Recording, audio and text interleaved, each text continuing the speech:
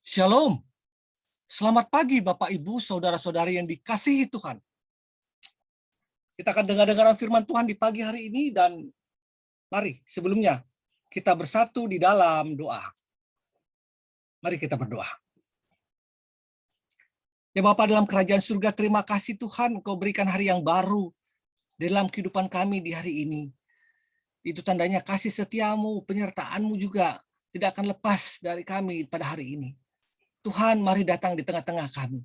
Di dalam roh kami, Tuhan, masing-masing dimanapun kami berada.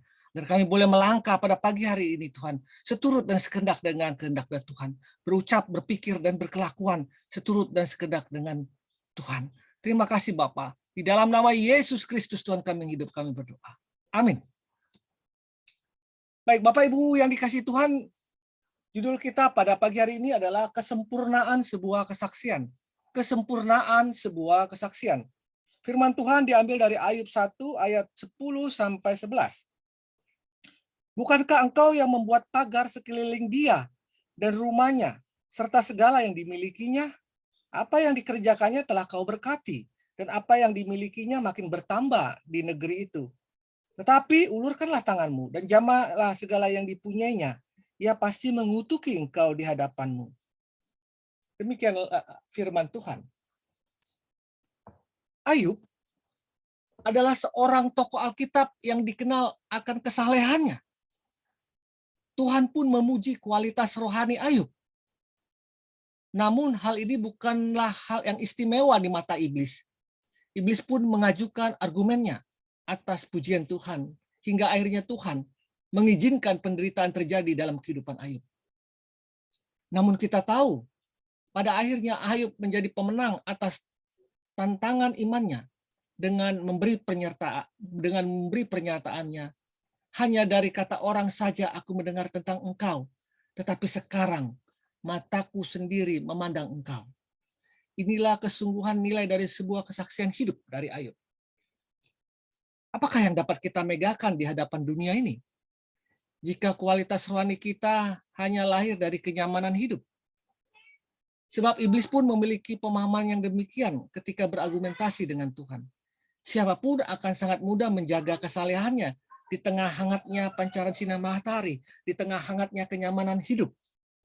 Tetapi bagaimana ketika kabut mulai menyelimuti dan badai menerpa dirinya?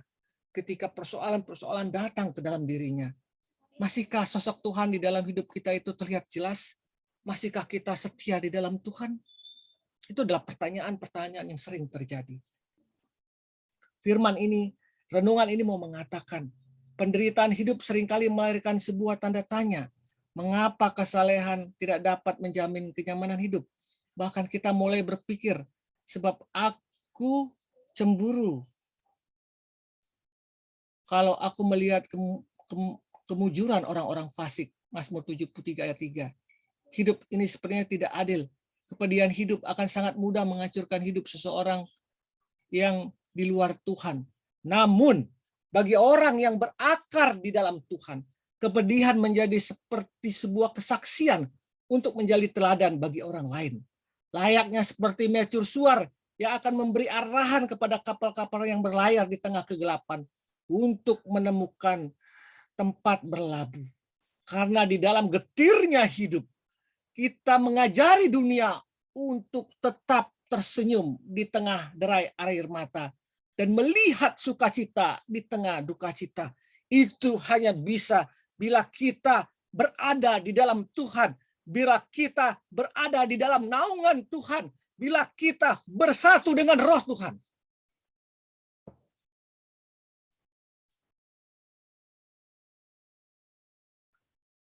Kita menemukan benih-benih kebenaran ilahi di tengah ladang dunia dan membuat dunia melahirkan sebuah kerinduan di manakah akan kutemukan kebahagiaan sejati yang demikian. Kita memberi teladan tentang kebahagiaan yang tidak bergantung pada apa yang kita alami, tetapi pada sebuah hati yang berpaut pada Tuhan. Kita menjadi sumber inspirasi yang dirindukan oleh banyak orang. Bukankah ini menjadi kerinduan hati Tuhan atas kualitas rohani yang kita tujukan dalam peran kita di dalam panggung dunia ini? Kualitas rohani yang tidak berlandas hanya pada jalan yang lurus, tetapi pada kehadiran dan tuntunan Tuhan dalam melewati setiap tikungan, setiap tembok tebal kehidupan yang harus kita jalani. Mari, Bapak, Ibu, Saudara-saudari yang saya kasihi dimanapun Anda berada, bersyukurlah atas kehadirannya yang menjadi tambatan kebahagiaan di tengah kerasnya kehidupan. Seperti yang dinyatakan oleh Kay Warren, kebahagiaan dan sukacita sejati harus kita tambatkan pada sebuah tempat yang tidak akan dapat beralih, yang hanya dapat kita temukan di dalam Tuhan. Itu tidak bergantung pada apa yang sedang terjadi dalam kehidupan ini, tetapi bagaimana kita meresponi apa yang sedang kita alami. Tuhan Yesus, biarlah keberadaanmu di hidupku menjadi sumber sukacita di tengah penderitaan, sehingga hidupku menjadi kesaksian bagi orang lain. Selamat berkarya dalam hidup ini. Jadilah saksi yang sempurna di dalam kehidupan ini, sehingga terangmu menyala di seluruh penjuru dunia ini. Tuhan Yesus memberkati kita. Amin.